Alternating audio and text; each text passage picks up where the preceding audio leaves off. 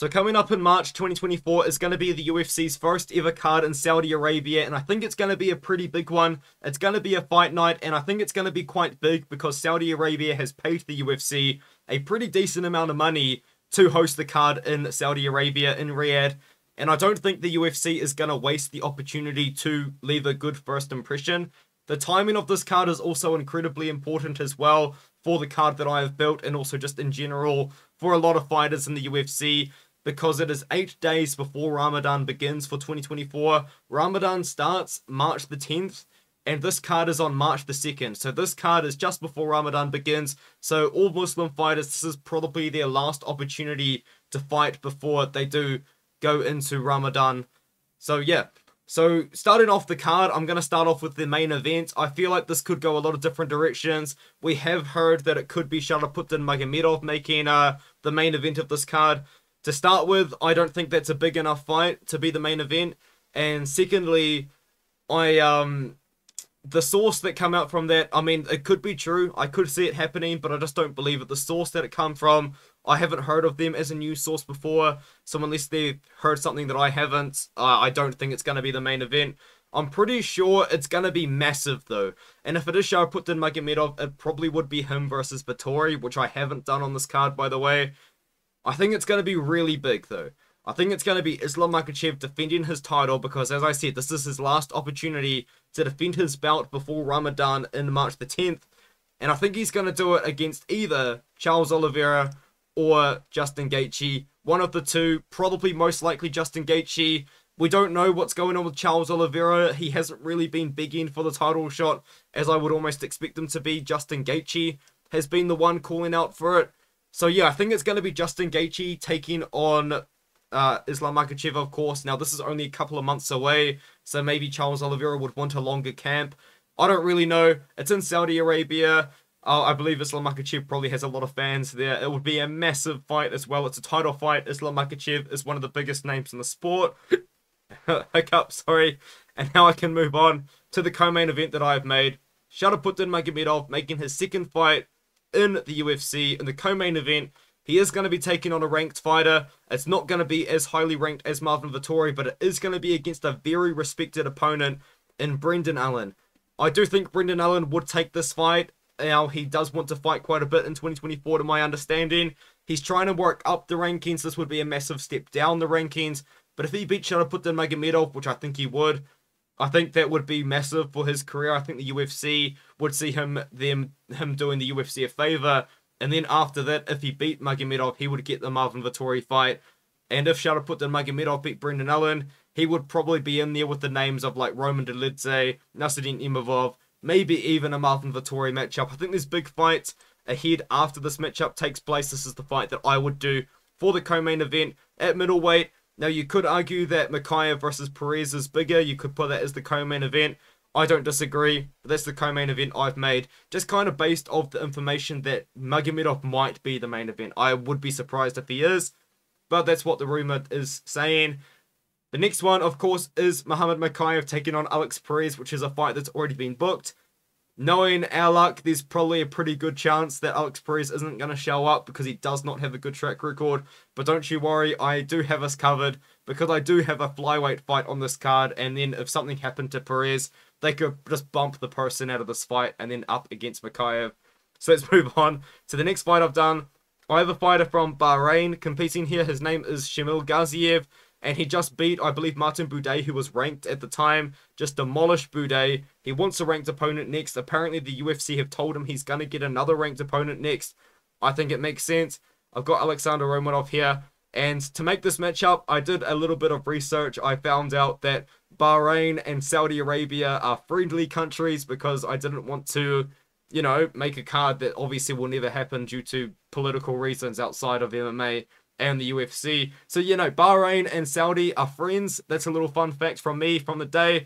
Yeah, I feel like I'm the only one that researches this sort of thing because I'm seeing people, I'm seeing people build cards and they're having Muslim fighters in on Ramadan. I know Bilal Muhammad is an example of that, but there's a lot that goes on into matchmaking just other than putting fights together.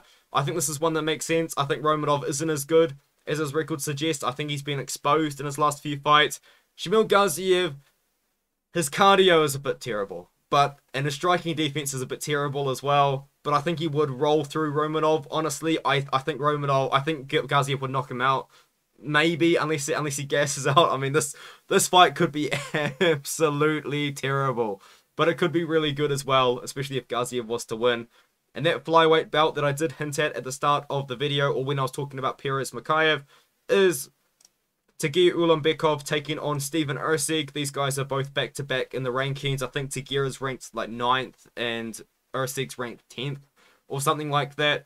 It's just a fight that makes sense. I feel like Tagir is maybe deserving of a higher ranked opponent, but there just isn't really any fights up there that make sense right now. So I think this is the fight to make. Steven Erceg wants a ranked opponent.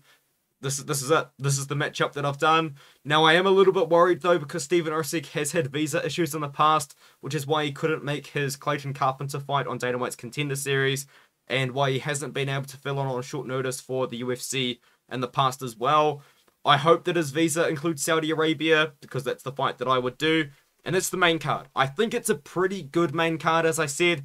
It's not a main card you look at and think, man, that's a pay-per-view card, but it is a main card you look at and you think, man, that's really good for a fight night. I think it's realistic. I think it could be done. And now let's move on to the prelims. I'll be honest, I kind of slapped the prelims together because it's getting pretty late where I am right now as I'm recording this, and I do have to go to a math tutorial tomorrow. So yeah, this is the prelims that I did slap together pretty quickly, just kind of off the top of my head. I've got Said Nurmagomedov taking on Montel Jackson. I believe Said Nurmagomedov is at the very bottom of the rankings. If not, he's not ranked. And Montel Jackson is unranked, but is deserving of the step up. I mean, Said's coming off that win recently over, I believe it was Muin Gafarov, where he just won in the first round by guillotine. I think it's just the fight to make. That's kind of where I'm going to go with that one. Then you got Magomed Gadzhiusilov. This is a guy, again, representing the same gym as Shamil Gaziev. Magomed Gadzhiusilov trains at KHK MMA. He represents Bahrain. Bahrain and Saudi Arabia are good friends. And he looked really good, in my opinion, on the Dana White's Contender Series. Now, yes, he didn't finish a guy that was not UFC level whatsoever, and now he's somehow in the UFC. But I thought Magomed Gadzhiusilov, for 205 pounds, showed off some incredibly dynamic striking, and if this card wasn't in Saudi Arabia, I would do him versus Ihor Potieria, but instead I've done something else. It's going to be a striking matchup. It's going to be Magomed Gadzhiusilov taking on Modestas Bukauskas. I think this would be a really, really good fight. Am I throwing Gadzhiusilov in the deep end a little bit with this one? Potentially, but this is a tough test. This is a tough test for Magomed. If he gets past him, we know he's legit. If he doesn't, then he's going to need a bit more time. He's pretty young for the weight class anyway. He's got a pretty good undefeated record. I think that's a fight to make. I think it's a good one. The next one I just put on a banger on the card because I know for a fact, I mean, we've kind of got evidence there at the bottom, the absolute abomination of a fight, which I'll talk about later. I've just put on a banger. Neither of these guys do represent the Middle East or similar areas. It's going to be Song Kenan taking on Billy Goff. It's just a banger of a fight. You've got to put a banger on the prelims every now and then, especially if the fight is in front of a crowd. So yeah, I've got a banger. Song Kenan taking on Billy Goff. Someone's going to get knocked out. It's going to be a good one. And now the next one, I have another debuting fighter, Charalampos Grigoriou, and he represents Cyprus, which is in the Middle East. Now, geographically, it's not that close to Saudi Arabia because I believe it's like Iraq or Iran that separates them. But Cyprus is that country that's in the middle of that ocean. That's where it is. It's in the Middle East. So I thought that would make sense for Charalampos Grigoriou to make his debut in an area that is somewhat near his homeland, taking on Archie Lung, who's from China. I guess we're kind of maintaining a little bit of a Chinese theme, as I do have two Chinese fighters on the card now. It's just a fight that makes sense. Now, Charalampos Grigoriou looked really good in his Dana White's Contender Series fight, a lot better than I expected him to be. He's a pretty fun fighter. I think Archie Lung's a fun fighter as well. I think Archie Lung's underrated. That's a good fight in my opinion. And then we have Muhammad Yahya from the UAE, who is the only fighter from the UAE, aside from Khamzat Chimaev, I guess, on the roster. I believe he was born and raised in the UAE. Made his debut on that Dubai card against Trevor Peek. Didn't look that great. But there was another fighter that didn't look that great either on that card, and it is the one, the only, the great, Anshul Jabli. That's what I've done. I've done Muhammad Yahya taking on Anshul Jabli.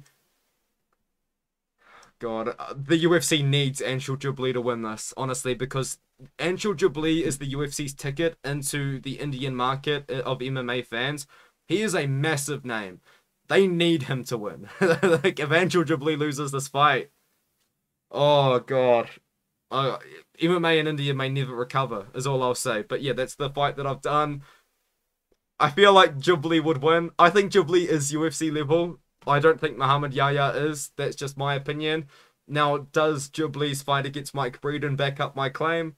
Absolutely not. But I think Jubilee's a better fighter than people are going to give him credit for.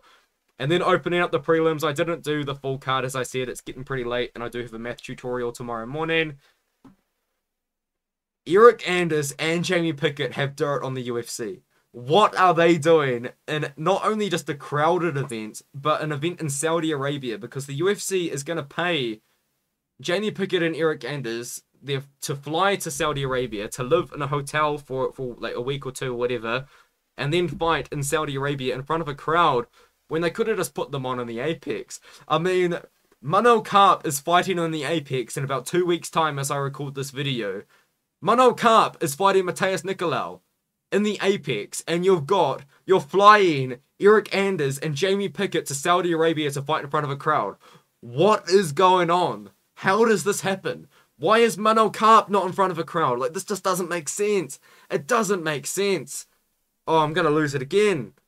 Anyway, that's it for the video. Let me know what you think in the comments below. Is it a good card? Is it mediocre? I think it's pretty good. As I said, I slapped the prelims together just literally. I mean, it's 10:30 p.m. now, and I started making the prelims at 10 p.m. So yeah, it probably took me less than 10 minutes to slap together those prelims. So let me know what you think. I'll see you guys in the next one.